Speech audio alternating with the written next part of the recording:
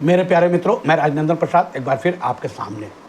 मित्रों, कल मैंने CWJC 6952/2022 स्नातक ग्रेड प्रशिक्षित शिक्षक संघ बनाम बिहार राज्य यानी शिक्षा विभाग से जुड़ा हुआ यह माननीय उच्च न्यायालय में केस था। 7/3/2024 को केस निष्पादित हो गया। माननीय जज महोदय ने बड़ा ही शानदार जजमेंट दिया। यह केस था स्नातक ग्रेड शिक्षकों ने किया था। इस केस का मुख्य बिंदु था कि बिहार राज्य में जो नियमावली थी 2006 की, बिहार पंचायत प्रारंभिक शिक्षक नियोजन एवं सेवा शर्त 2006 से 8, 9, 12, 15, 20 वर्तमान में शिक्षक बिहार पंचायत प्रारंभिक शिक्षक नियमावली 2020 लागू है। उसी नियम के तहत लोगों की जो बहाली हुई और प्रमोशन का जो वादा किया गया था लिखित रूप से, उस वादा के खिलाफ सरकार काम कर रही थी। तो बिहार राज्य स्नातक प्रशिक्षित शिक्षक संघ के लोग माननीय उच्च न्यायालय का दरवाज़ा खटखटाए और वहाँ से बड़ा ही शानदार जजमेंट आया। कल भी मैंने बताया था कि आदेश की प्रति प्राप्त होने यानी पेश होने की तिथि से 3 महीने के भीतर आपको निर्णय लेना है।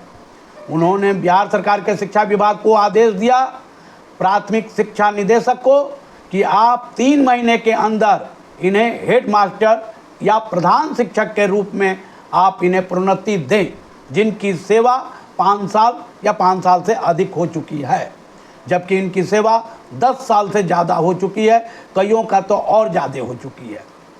खैर, तो शिक्षा विभाग केवल और केवल शिक्षकों के विरुद्ध एक से एक नए षड्यंत्र लाकर उन्हें प्रताड़ित करने में लगा हुआ है।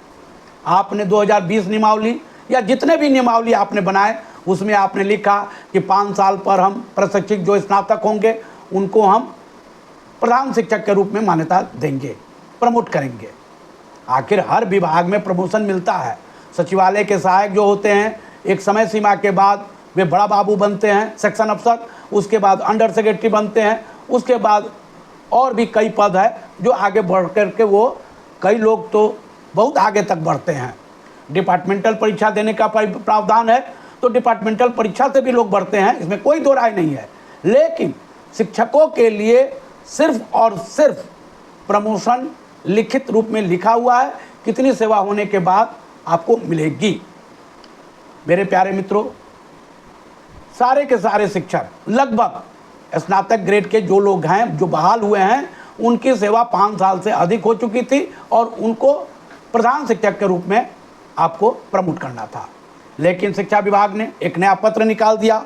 उस पत्र में इन्होंने एन केन प्रकरण से केवल और केवल शिक्षकों को बरगलाने का काम किया है। अब देखिए, एक पारा में वो लिखते हैं, बिहार प्रारंभिक विद्यालय प्रधान शिक्षक नियमावली 2024। देखिए, ये मामला पहले का है, तो एक नई नियमावली के तहत ये 24 में बना दिए कि उपयुक्त प्रावधान से यह स्पष्ट है कि एक सीमित प्रतियोगिता परीक्षा के माध्यम से प्रारंभिक विद्यालयों में प्रधान शिक्षकों की नियुक्ति एवं नीतिगत निर्णय लिया गया है। याचिकाकर्ताओं के कथन से स्पष्ट है कि उनकी सेवा 8 वर्षों से अधिक की है और वे सीमित प्रतियोगिता परीक्षा में भाग लेने हेतु अर्थ रखते हैं। इस प्रतियोगिता परीक्षा में भाग लेकर वे प्रधान शिक्षक बनने का अवसर प्राप्त कर सकते हैं। बताइए, आप 2020 नियमावली में ये बात रखे थे कि आपको प्रधान शिक्षक बनने के लिए आपको परीक्षा देना होगा। मैं बार बार बोल रहा हूँ कि खेल जब शुरू हो जाए तो खेल के मैदान में खेल के नियम नहीं बदले जा सकते हैं। माननीय उच्च न्यायालय ने स्पष्ट कहा कि जिनकी सेवा 8 साल 5 साल हो गई है, उन्हें आप प्रधान शिक्षक के रूप में बहाल कीजिए, प्रमोट कीजिए। और आप जब प्रमोशन का एक तो आपने समय पर दिया नहीं, और जब ये लोग मांगने लगे और माननीय उच्च न्यायालय का दरवाजा खटखटाए और माननीय उच्च न्यायालय ने स्पष्ट आदेश दे दिया, तो आप एक नियमावली बना लिए। क्या भाई, तो अब जो सीमित प्रतियोगिता परीक्षा होगी उसमें जो पास करेंगे उसको हम देंगे। मजाक बना के आप लोगों ने रख दिया है।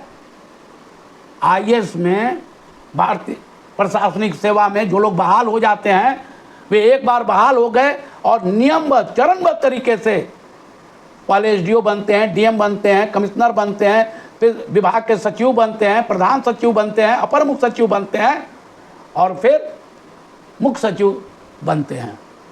वहाँ उनको कोई परीक्षा नहीं देनी पड़ती। लेकिन आप शिक्षकों पर, जिस शिक्षक के पढ़ाए हुए बच्चे आगे बढ़ करके आईएएस, आईपीएस, बिहार प्रशासनिक सेवा या अन्य सेवा में जाते हैं, आईआईटी या मेडिकल में जाते हैं, आप उन्हीं शिक्षकों को प्रताड़ित करने में लगे हुए हैं। आपका केवल और केवल एक ही उद्देश्य है कि बिहार के बच्चे पढ़े नहीं, बिहार में गुणवत्तापूर्ण शिक्षा का माहौल हम बनने नहीं देंगे, शिक्षा को बर्बाद कर देंगे। केवल आपका मुख्य उद्देश्य यही है। जब जब वेतन बढ़ाने की बात आती है, छल प्रपंच से आप नए नियम बना देते हैं। प्रमोशन की बात आती है, तुरंत एक नई नियम बना देते हैं। माननीय उच्च न्यायालय इन सब बातों को देख रहा है। याद रखिए, ये मामला जब कंटेम्प्ट में जाएगा तो हाथ जोड़ के कोर्ट में आप खड़े रहेंगे और बार बार गिड़गिड़ाते हुए माफी मांगेंगे। मैं जानता हूं ऐसा कई बार हुआ है। एक से एक अधिकारी जो तांडव कर रहे थे, माननीय उच्च न्यायालय के कोर्ट में जा करके माफी मांगते हैं और उसके बाद पत्र निकालते हैं। ये स्थिति हो गई है बिहार की। बिहार में कार्य करने का कोई शैली ही नहीं रह गया है। मैं तो माननीय मंत्री महोदय से भी कहना चाहता हूं कि माननीय मंत्री महोदय, आप तो पढ़े लिखे आदमी हैं, बिहार के डीजीपी रहे हैं, आपको क्या भय लगता है कि आप बोल नहीं पाते हैं, आप चुप रह जाते हैं? आप जनता के द्वारा चुने हुए प्रतिनिधि भी हैं, कोई आप नॉमिनेटेड भी नहीं हैं, तब भी आप नहीं बोल पाते हैं। आपके क्षेत्र में लोग माफ नहीं करेंगे।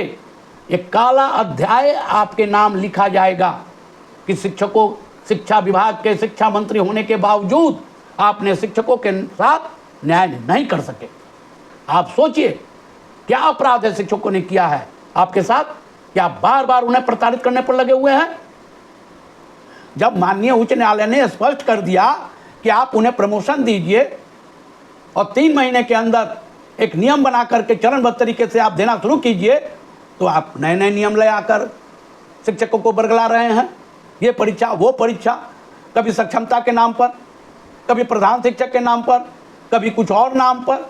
शिक्षकों का काम केवल और केवल परीक्षा देते देते अपनी जिंदगी को समाप्त करना है। और किस विभाग में आप परीक्षा ले रहे हैं आप बताइए ना। पशुपालन में जो डॉक्टर बने उनकी क्या दोबारा परीक्षा हुई? असिस्टेंट जो एक बार बन जाते हैं, जिंदगी में कोई परीक्षा देते हैं? अगर कोई परीक्षा डिपार्टमेंटल होती है तो केवल और केवल प्रमोशन के लिए, इंक्रीमेंट के लिए। उन्हें इंक्रीमेंट बढ़ता है, 2 इंक्रीमेंट बढ़ता है, न कि आप परीक्षा दीजिएगा तो आगे बढ़िएगा।